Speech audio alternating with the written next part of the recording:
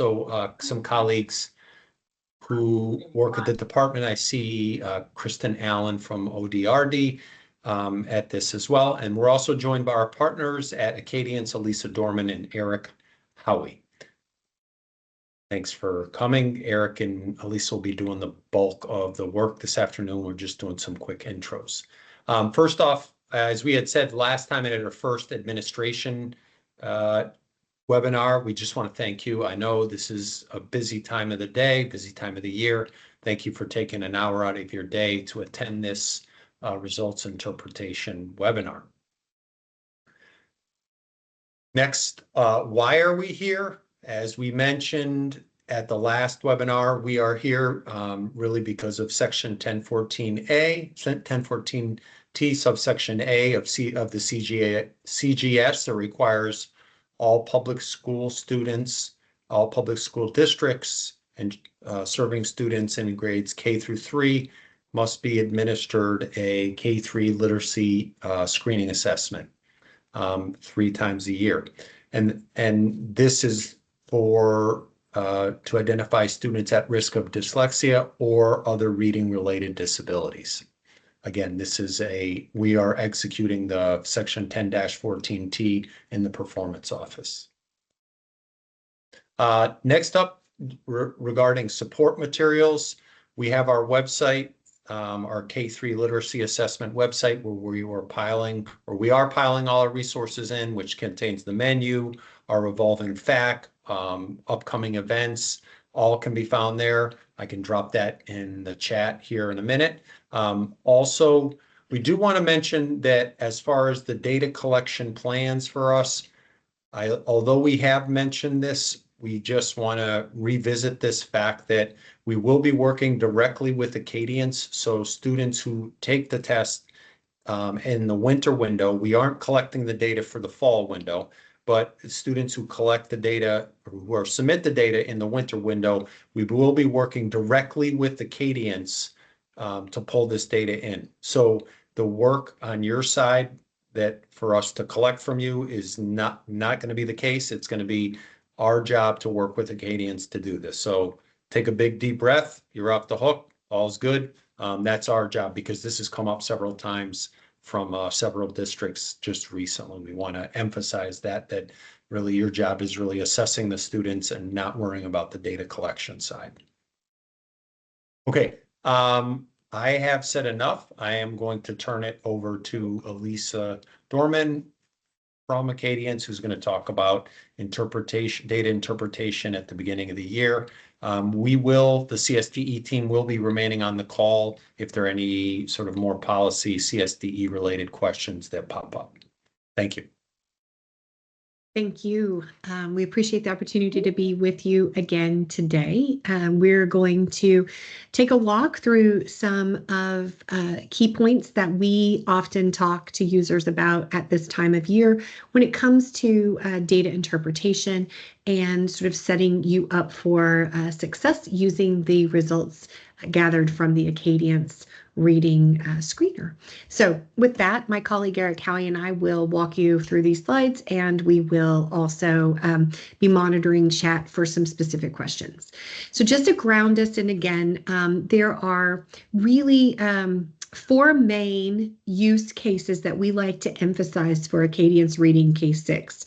This group of measures comes together to really screen students, assess them early in foundational skills, essential skills, so that we can quickly separate those who may be at risk for reading development from those who are at lower risk, that we can identify when students have risk, the area in which they have the risk, so that we may target our instructional support in that skill area, that we may use our progress monitoring forms to be able to give educators the feedback about how students are responding to the teaching and the support that you're providing, and then also to step back and examine the overall effectiveness of how our instruction is meeting needs of students at all tiers of instruction along the journey.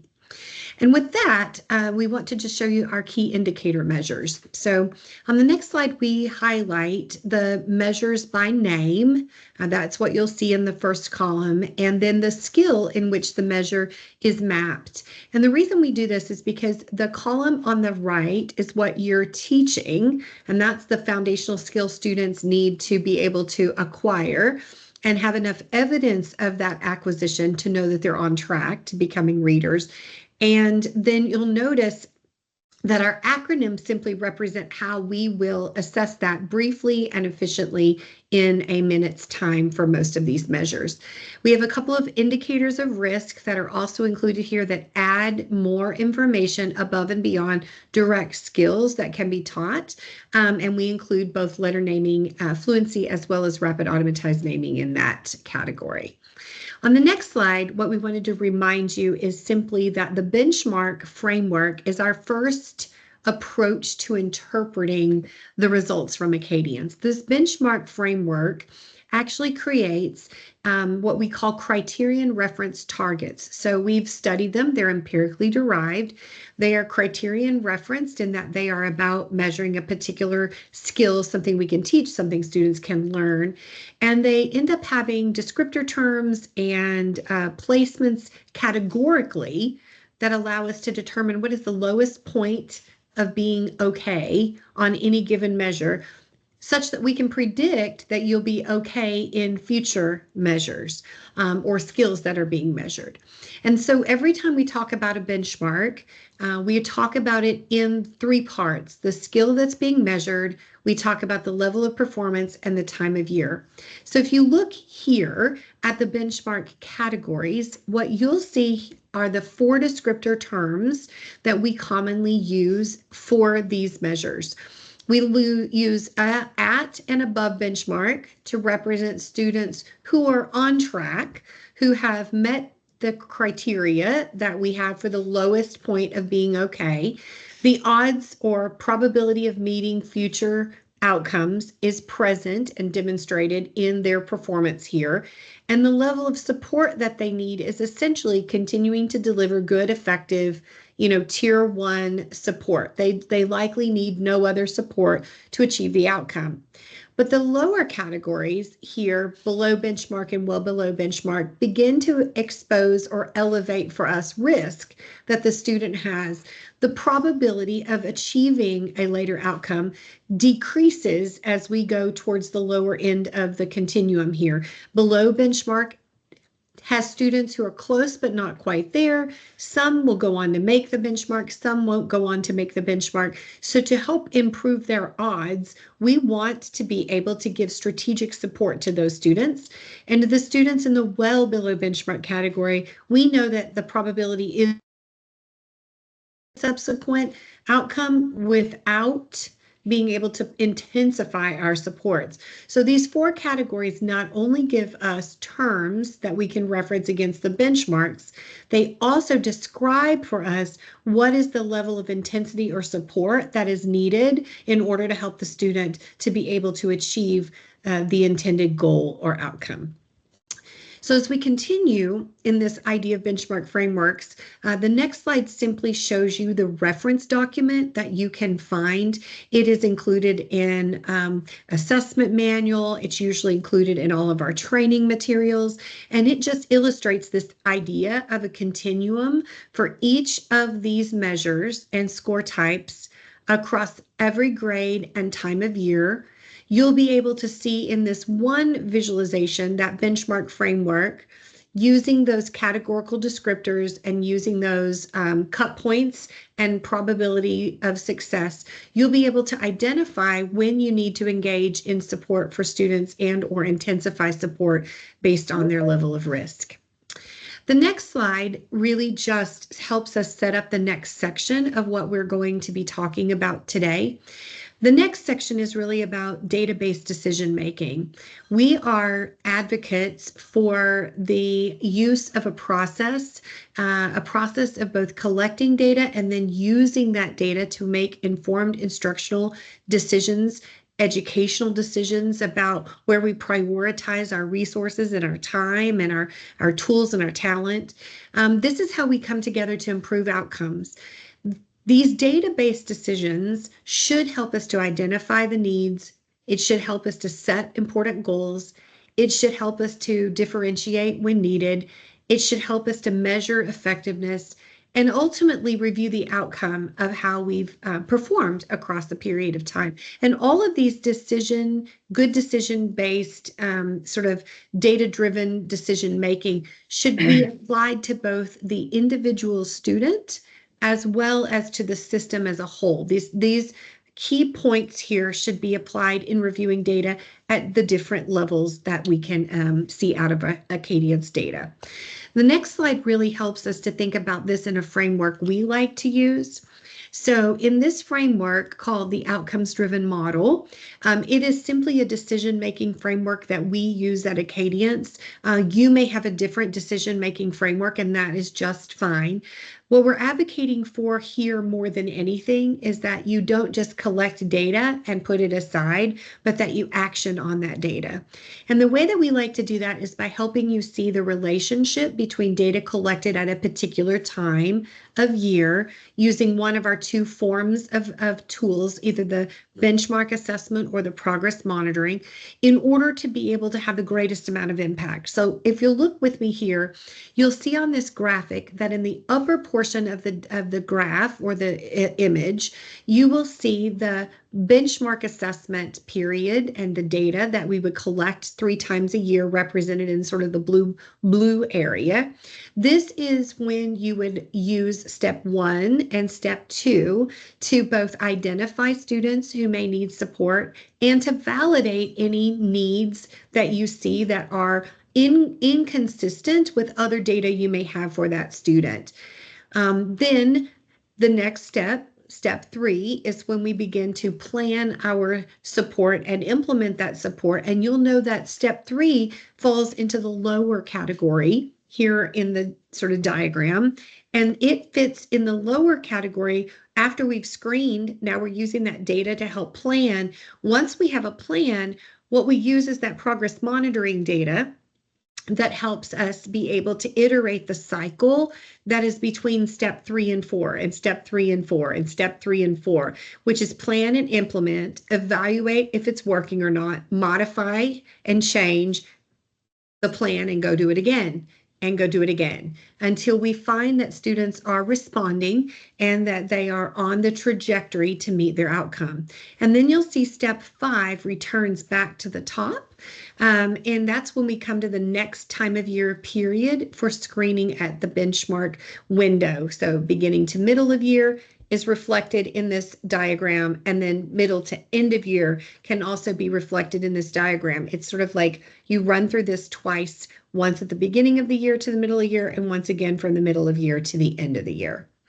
For each of these 5 steps, we're going to show you what reports inside of the Acadience Learning Online data management platform can best help you to think about these steps along with some questions. So let's start with this framework and just let you see here the 5 steps just discussed have 2 columns, middle and end of columns, that represent the questions that educators should be asking at the systems level and or at the student level to be able to be responsive to the data and to be able to use this data in meaningful ways. So we'll break down the first 3 steps in today's time together. We're going to highlight the key takeaways from step 1, 2, and 3. When we come back together again in the winter months, we'll revisit step 1 and 2 because you'll have new data, but we'll jump into what really step 4 looks like as you begin to think about modifying supports and monitoring progress, and we'll spend some time there. And at the end of the year, when we come back together, we will do the review outcomes for the whole year in the time that we'll be together then. So we'll follow this cycle in all of our data results discussions for Connecticut. So inside step one, as we mentioned, there are system and student questions. And because you will have this handout, we wanted to just call out specifically right up front the places in Acadience Learning Online, the names of reports or data views that you can use to be able to go back and answer these questions. So if you're responsible from a district down or from a building level down, you would be thinking about the systems view. If you are more of the in the ground implementing, sort of like specialist teacher, if you are a classroom level teacher, and maybe even when you're in a building administrator serving in an instructional facilitator role, then you might also be looking sometimes at the student level data and digging in with colleagues to be able to plan appropriate supports. But you'll notice we named the ALO data view or report that you would go to help you make some important decisions about the data at step one, identifying the kids at need. We'll come back to this. Let's look at step two and show you that in step two, there are some ALO reports on the next slide that will show you the similar reports that you might go to, and maybe a few more and new ones when we come to the validation step. Step three, when we're getting ready to plan and when we're getting ready to set an action, you'll see some different reports listed on the next slide. So step three will show you, we'll just wait just a minute. There are some similar and repetitive, data views, but also some new ones. And we'll get into some of those new ones today when we talk about it at the student level in particular. And then you'll see on step four where we're looking to sort of evaluate and modify. There's a different set of reports on number four. And then we'll go straight on into number five. And again, step five has, again, similar data views and or reports that you can pull. And again, we'll break these down at each of the sessions and highlight some of these and how to use them. But we wanted to give you straight up at the beginning of the year all of the ways that you can map the questions to direct reports inside of ALO. So let's go back and start on the next slide. We will begin with step number one. I started to say before we walk into looking at it in application, we want to be able to highlight specifically, I'm sorry, Eric, let's go back to 15, slide 15 for just a minute. We want to be able to highlight the importance of data collection and the accuracy of data collection. That's really the second bullet here. We want to emphasize that the data you're going to use to inform your decision making, you should have confidence in that data. We need to make sure that it is, quote, good data, to be used for making decisions. That means that this may require you to do periodic refresher training with educators. It may require you to do some shadow scoring where you have, a lead assessor actually administering it and a shadow assessor, sort of calibrating and checking to make sure before they go in and become a data collector. You may have periodic, data discussions to ensure that you are calibrated, because we want to make decision off data we have confidence in. And the other thing, which is bullet number one here, that we wanted to emphasize is that no matter whether you're looking at data from a district building or classroom to student view, the district is really what sets the context for all the data interpretation, right? Because it's the system all the way down to the student that we will want to consider the opportunity for change, adjustment, modification, response.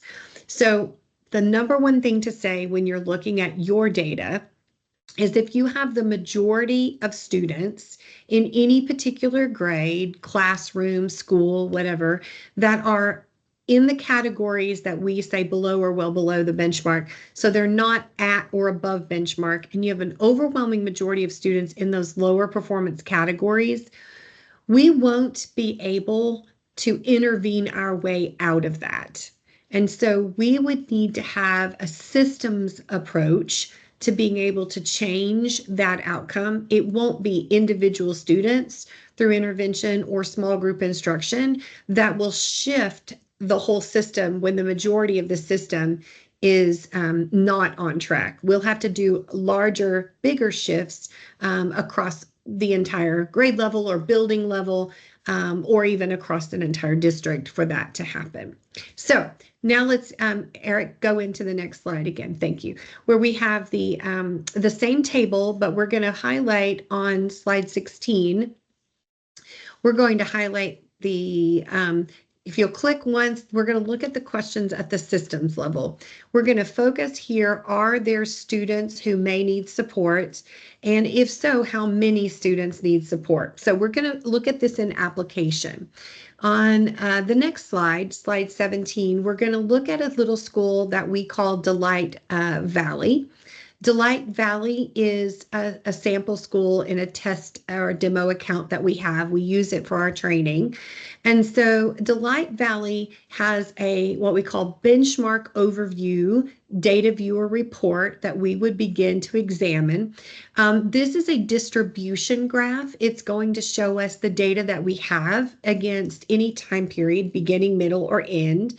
And it's going to show all students tested at a given time of year and the distribution against that benchmark framework.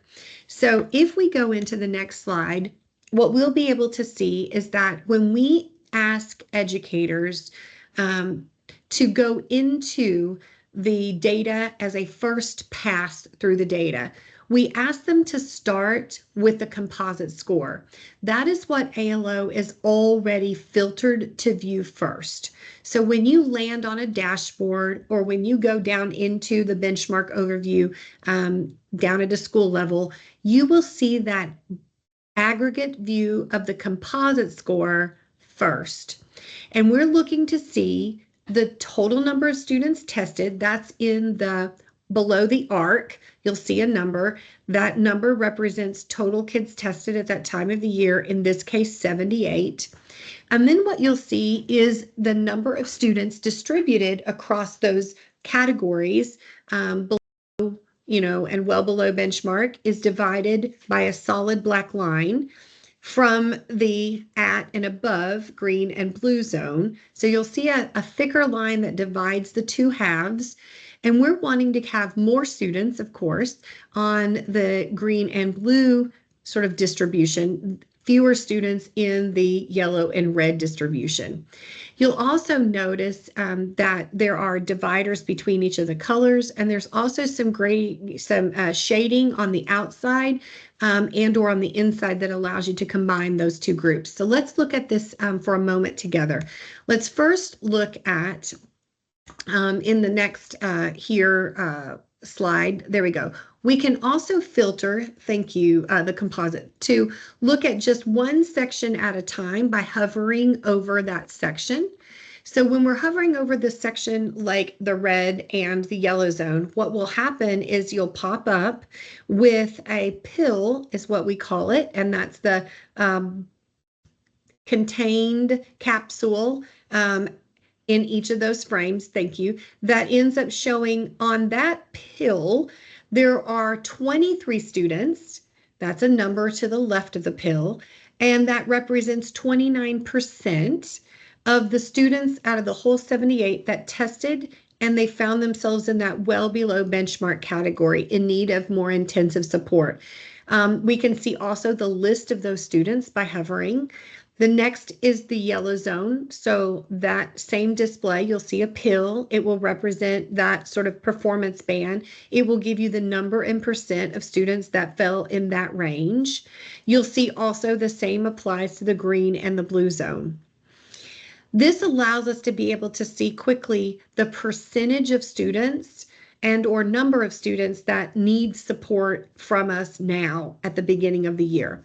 So if we click the next, I think it will show that you can also look at this in the build with a combined distribution by looking at the shaded area on the interior of that half donut or looking on the exterior of that half donut where the area is shaded. You can see those combined percentages and numbers as well. So this is the first place we take individuals to look at what's the just quick picture on whether or not we've got students on track or we've got students not on track. And if we looked very quickly here, we have about 44% of students needing some level of support out of this first picture at the beginning of the year for Delight Valley. So again, we would consider that to be anywhere that you get approaching, sort of 2/3, 1/2, something like that. That's a majority of your students.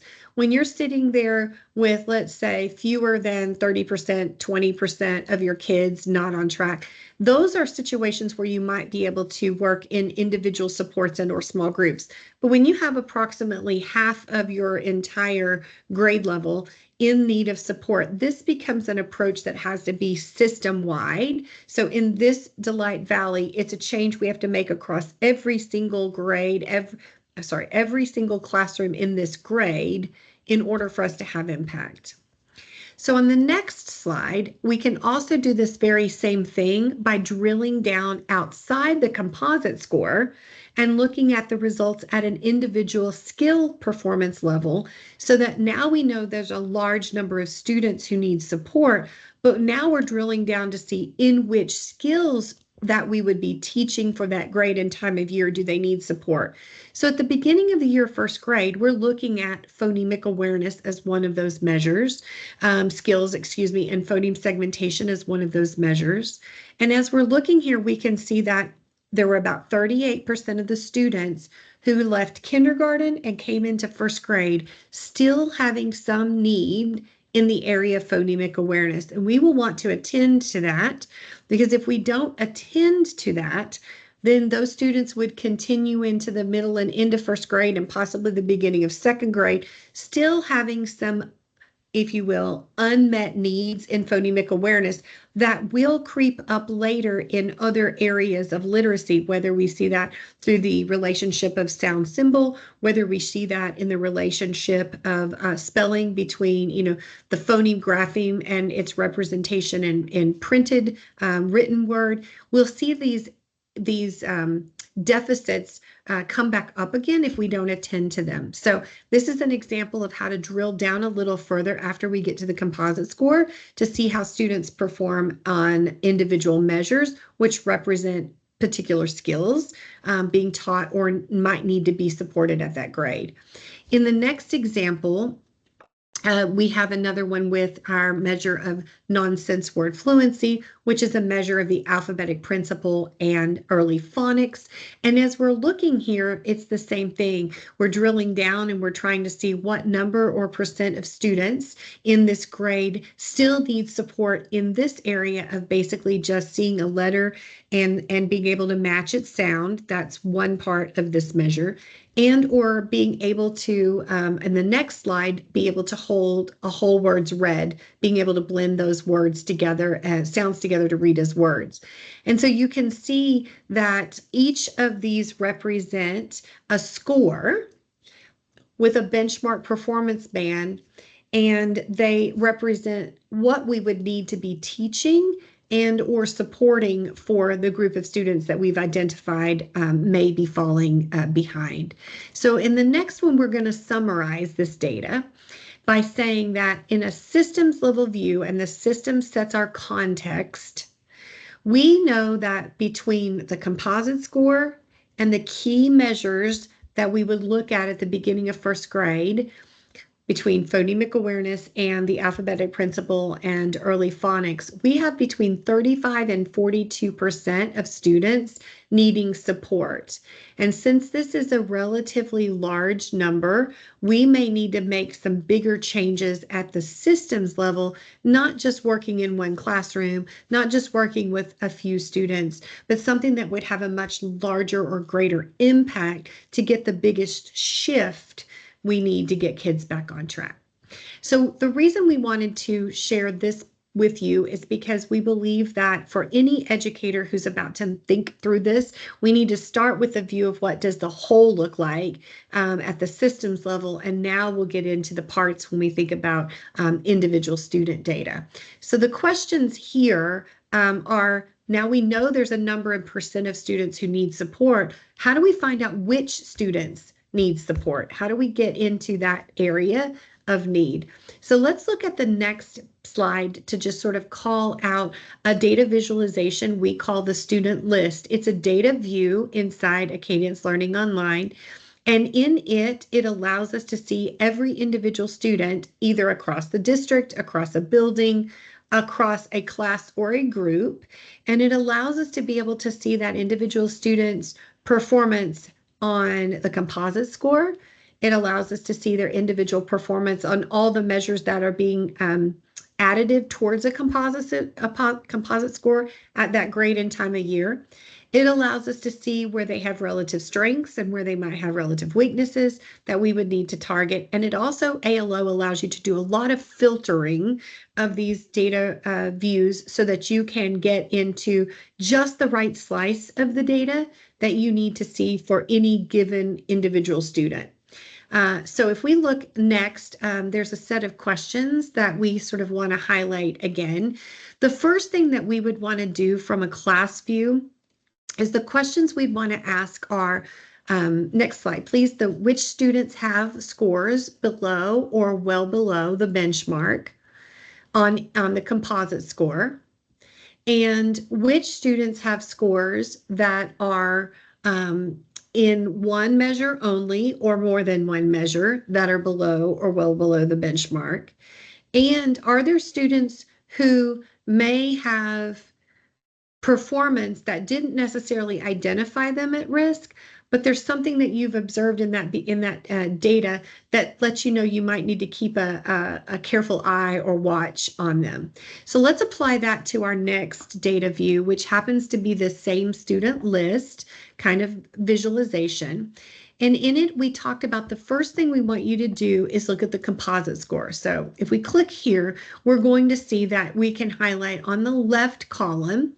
Will you click once, please? It will highlight the students there in the first half of the screen that we went in and we sorted all the students who had a composite score in the red and or yellow zone. So it's the first thing that's happened here. This whole has been, whole page of students has been sorted now to start with the composite score as the first view. So we definitely know that the students that are highlighted here have risk, and that these students need to have a plan to support them. We don't know in which areas yet they need support, but we know that they need support. And then the second thing that it said is go look for students who have any individual measure score that would also indicate a risk or a need for support. And there are 3 students on the right side. So the first one being Alyssa, the second one is Michael, and then the third one is Tira. These 3 students, although their composite score looked to be okay, you will notice that they have at least one or more than one measure score that puts them in the red or yellow zone. In this case, it happens to all be yellow zone. So they are students that need some level of support and may need a careful eye to attend to and or monitor them.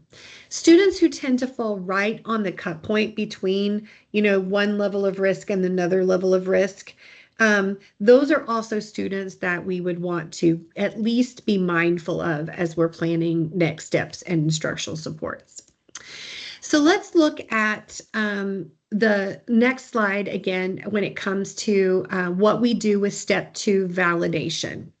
Essentially, we're asking the same thing at both the system and the student level here. How confident are we in the data that's been collected and that we're interpreting? At the student level, it is really important that we have confidence in that data so that we don't put a student into intervention when in fact it was the impact of, let's say, a bad testing day. The student is not feeling well. They've been running a fever. We didn't know it. We tested them today and tomorrow they're out for a week with, strep or something, right? So the impact of that result on that day might not have been the best performance of what the student knows and is able to do because we didn't know yet that they were sick, but they already were responding to the items as if, they were not feeling well. So that's an illustration of something that can happen. But the opposite can happen too. Sometimes we can look at data and say, and excuse it away, oh, I don't think that risk is really there for little Elisa, she seems to be fine in other areas, so I'm just going to ignore that data and keep moving on, when in fact, little Elisa is really struggling. And so this is where validation comes in. So let's look at two examples of how you could validate the results anytime that you have questions about them. So let's find two students here that we want to highlight. We've got right here two students, Katerina and Miriam. Each of them have scores that put them at risk, which means that I would likely be putting them into an intervention or support system that might, be intensified based on where they are in their score results. And so before I do that, I want to be able to take, and this is what we recommend, typically when you get a result at benchmark, and you immediately have questions about whether or not that's a data sample that represents accurately what you know about the child, what you have is confidence in that data versus you have some questions about that data. Anytime you have questions about the data, we recommend that you immediately, like within the same week, next day, next couple of days, come in and give progress monitoring forms to sort of validate what you got at benchmark. And so let's look at what that looks like in two graphs with these two students. So if we look at the next slide where we see the reasonably confident, we're wanting to look at where the student is, where the student needs to be, and we're wanting to make sure for this particular student, we had a score of 55, and we turned around in the next couple of days and we immediately checked them again, and their score was well up in the 100s, which was above the benchmark, which means that that student's 55 did not accurately reflect what their performance actually is in that sort of skill set that we were measuring with this measure. So we should take 2 out of 3 scores, the 2 here that are most closely correlated, and say, okay, that was just a testing anomaly. That day did not represent that student's best performance. 2 more times we can see a different performance. We're going with the ones that match, and we wouldn't put that student into support. But let's look at the next example. In the next example, we have, I think it's the next slide. Let's try the next slide. In this slide, we have another student, the second student, that started with a score of 68. And we're like, man, I think that they just must have had a bad day. I really think they can do differently. I've seen them do differently in class, I think. Let me check that. And we find out that their performance is more consistent with 68. So therefore, I've got confidence differently between these two students who looked similar initially from our summary of student list view, differently when we went in to validate. One didn't actually need to be receiving intensive supports, and the other one is confirmed to have needed those intensive supports. So we don't recommend that you do this for all kids by any stretch of the imagination. What we recommend is that when you have a question about data for any given student, it's really easy to just validate that by going and giving another 1-minute measure in progress monitoring to just confirm what your benchmark already told you. And that is what we believe is the best approach when it comes to validating student results before we put them into a maybe longer term plan for support that requires more resources and more time and intensity, is that we ensure we've got the right kids. And this step allows us to do that. All right, we're going to go into step 3 for a couple of minutes here and talk about some things that you can do once you know you've got the kids who need support separated from those who are likely to be okay. And we know that we need to get busy to the planning and support for their needs. And so step 3 allows us to do that. And so we're going to look at step 3 by just reminding you that there is a pattern analysis that you can do every time that you get finished with an administration. You're marking what you observed. And so on the next slide, we'll show you that with phonemic awareness and the phoneme segmentation fluency task, you will see that we ask you what are the observable behaviors that you saw, and or what are the patterns that are consistent in their responses. This gets us down to item level data interpretation, so that now you have this large group of students who need support. We're sort of narrowing it to the students who have similar needs for support. And now we're going to drill down once more to try to find out what each individual student's needs are for support, and then match those again with other students who have similar needs. So on the next slide, we'll just sort of show an example of two students. We have Paulina and Alyssa. Each of them have a score that's very close, 37 and 36 when it comes to phoneme segmentation fluency.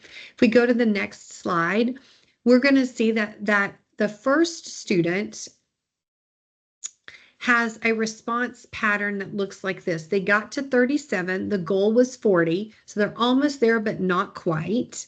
And so we're looking to see, and in every one of these responses, we can see that the student didn't really make error. There are no errors because there's nothing in red, but that the way that they're responding is still with onset rhyme. So they're doing an onset rhyme, onset rhyme, onset rhyme response pattern. And that's going to allow us to be able to understand a little bit more about how we help them get towards complete segmentation. We know they can segment, they just can't fully segment yet. Let's look at the next one with Alyssa. In the example of, I'm sorry, I think we had one more build. My apologies. I think we got a few too many builds in here that we were using. Let's click one more time, Eric. I think they've repeated themselves. There we go. So here's Alyssa. Alyssa is doing something different than what we saw in the prior student, Paulina.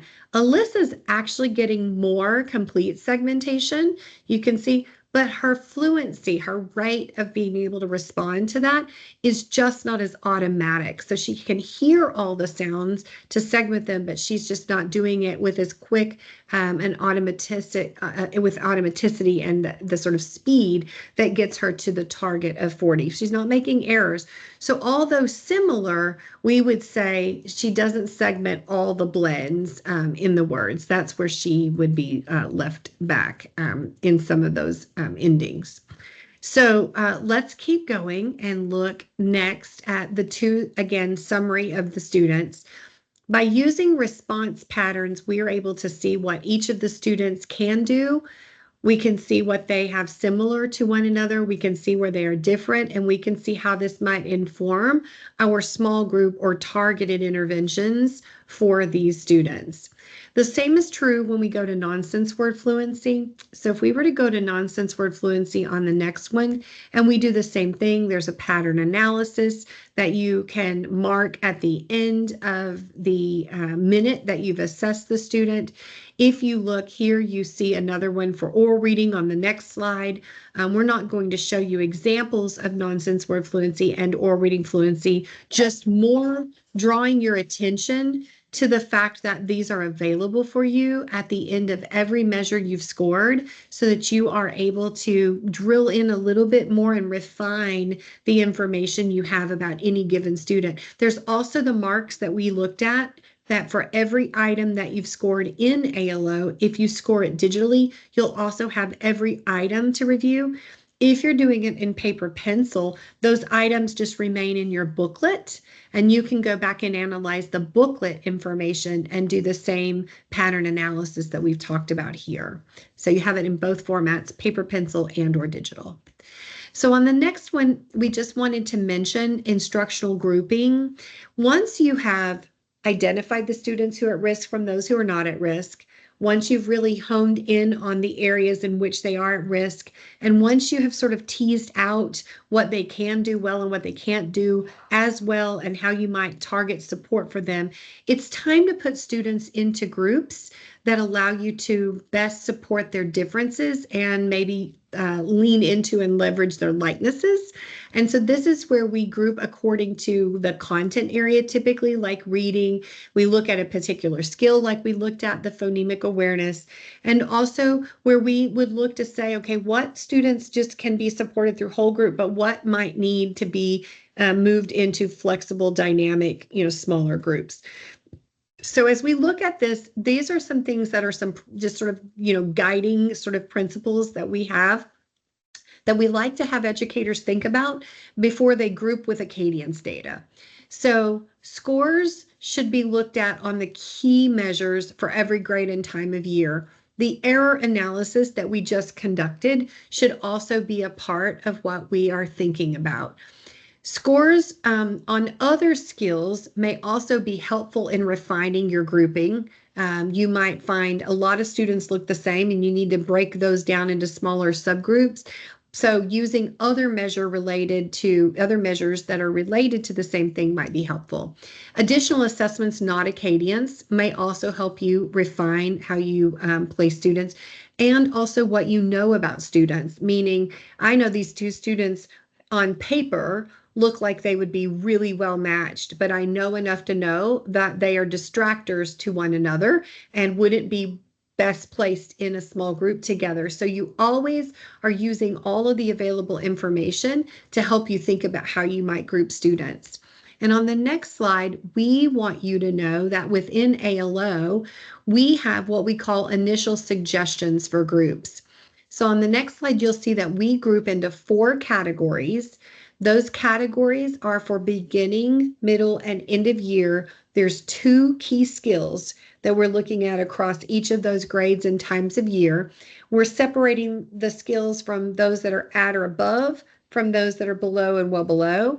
And then groups can always be revised and actually should be revised as we have more data and we learn about students and their response to instruction. So the next slide gives you those 2 grade time of year indicators that you need to focus on. So you'll see kindergarten. In kindergarten, at beginning of the year, we're looking at the first sound fluency score and we're looking at the composite score. But we're also looking at middle of year, the PSF score, followed by the NWS CLS score. But by end of year, we're looking at PSF and now the NWS CLS score. So what's bolded means it's your sort of like highest priority where we should be, and where you're looking at either preventing risk or, from happening in the future by targeting all our supports to remedy or remediate, whatever the identified need is for those students. And so this is what it looks like K-3. And then on the next slide, we just remind you that the way we put kids into groups are going to be in 4 quadrants. And so on this slide, what you'll see is that our group 1 is always students who are at or above the benchmark in the 2 key indicators from the prior slide. The group 4 is always students who are below or well below on the 2 key indicators seen on the slide before. And then group 2 and 3 are opposite of each other. And what that means is that in group 2, they are okay on one skill, but not on the other skill. And the reverse is true in group 3. And so ALO offers an automatic sort of sorting feature. If you want to sort into these groups and you want to sort into the 2 key areas for each grade and time of year, it's an automatic function that ALO offers that allows you to be able to look at that. So as we're drawing near the end of this first pass through data review and just highlighting some of the key things that we thought were important for considerations right now, we wanted to let you know that we believe that Acadience measures can best be used to improve outcomes for students when you're making data decisions using a framework, and we offer the outcomes-driven model as a framework for consideration, and where it's driven by a sequence of steps and corresponding questions so that you're able to make logic, or gain, decisions through a logical process in order to be able to move the needle, to change the, outcome, to be able to get kids where we hope that they'll be.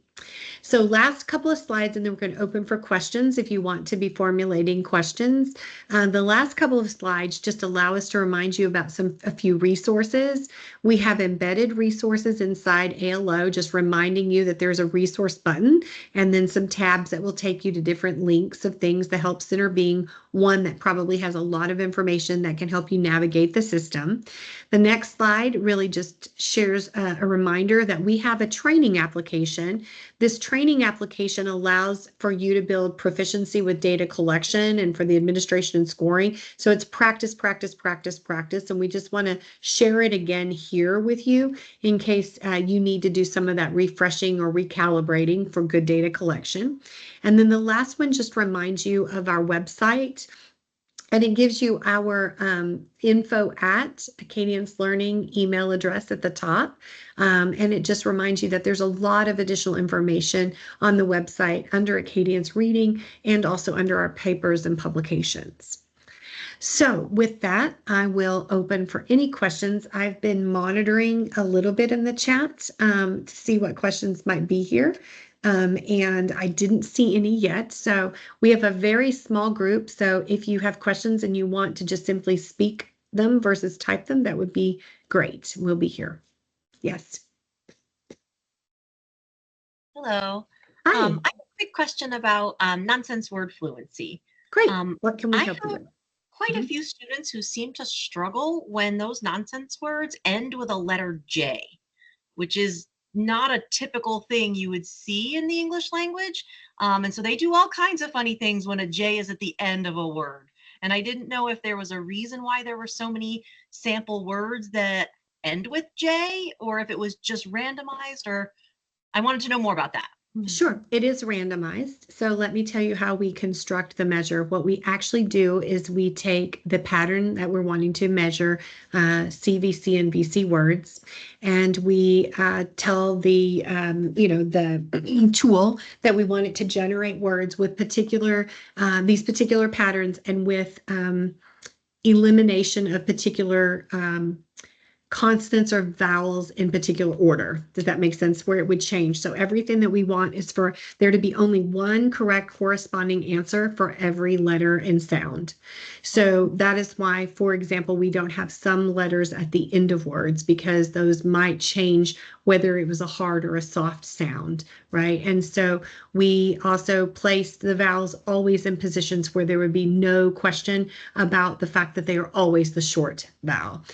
So out of the whole set, we've got like 5 words each row, 10 rows on a form. We've got 1, 2, 3, 4, 5, 6 plus 20. So about 26 forms times 50 words. So, we got several hundreds and hundreds and hundreds of words.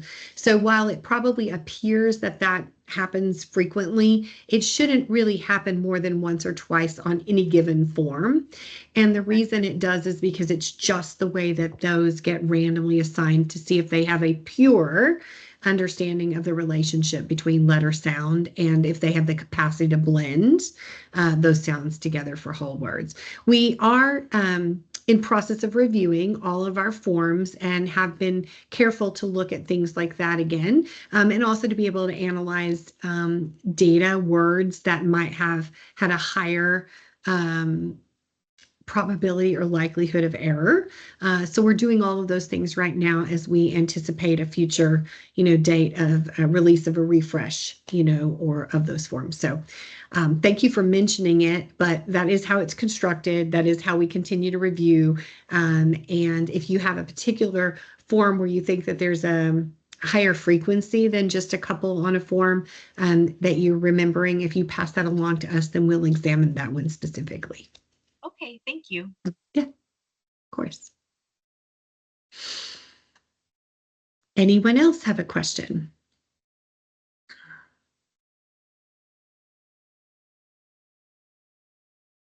Hi.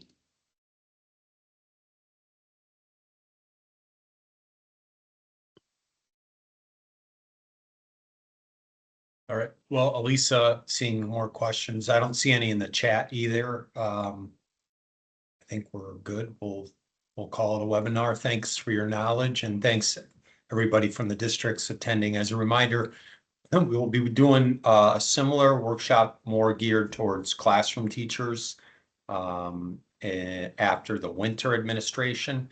So don't forget about that. We will send you a reminder, and any information regarding data collections that you need to know around the winter time period will also reach out to you. Well, I'll give it a few more seconds here. Any last minute questions? Okay. Thank Thank you, you. everyone. Have a nice afternoon. Elisa, thank you again for your wisdom. Yes, thank you. Have a great day, everyone. Bye-bye. Bye-bye.